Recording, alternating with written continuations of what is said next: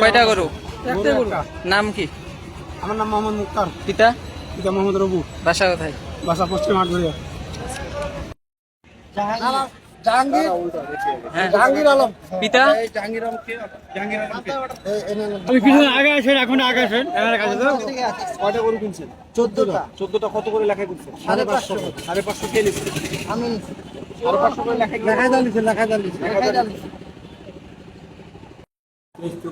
প্রায় 70 লোকরা বাকি আছে।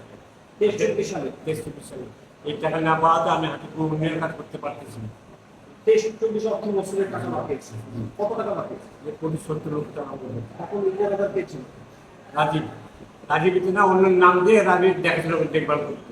এখন কি সমস্যা? এখনো এবারও ফারুক নামে একজন নামে নিচে রাজীব, এবারও বাকি আর আছে আগে কিছু 1.5 কোটি, ওটা নাকি 19 লাখ দিয়েছে। ওটা 1 কোটি 69 লাখ টাকা দিয়েছে এবার। এবার প্রায় 1.5 কোটির মতো বাকি আছে এবছর। টাকা পাই না পাওয়ার কারণে আমি হাটে কোনো উন্নয়ন করতে পারছি না, কোনো কাজই করতে পারছি না। টাকাটা পরে হাটে রিভব পুরো হাতে কাটা হয়ে গেছে, যদি আমি আপনার রিভব করতে পারি, পরিষ্কার পরিচ্ছন্ন রাখতে পারি। হাটের পরিবেশ তো নাজুক। হাটের পরিবেশ একবার নাজুক হয়ে গেছে। হাট এরা তাহলে করে সব টাকা খেয়ে নিচ্ছে। গত বছর বাকি থাকতে এবার তাই সরকারের টাকা না আদায় হলে সরকার কীভাবে আমাদের উন্নয়ন কাজ করবে? তাহলে নিজেরা তারা আপনাদেরকে টাকা দেয় না না না হাটের টাকা কোনো দেয়নি। আর এই টাকাটা কোথাও বাকি আছে? সরকার বাকি আর কয়টা আছে? হাটের হলো মোটামুটি 30-32টা আছে।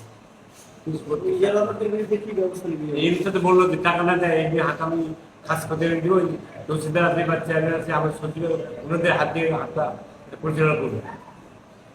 কোনো মনেই করে না ওরা এইবার যে আসছে কোনো মনে করে না, বলছে আমরা কি বলবো, আপনার মধ্যে খারাপ বলবো না।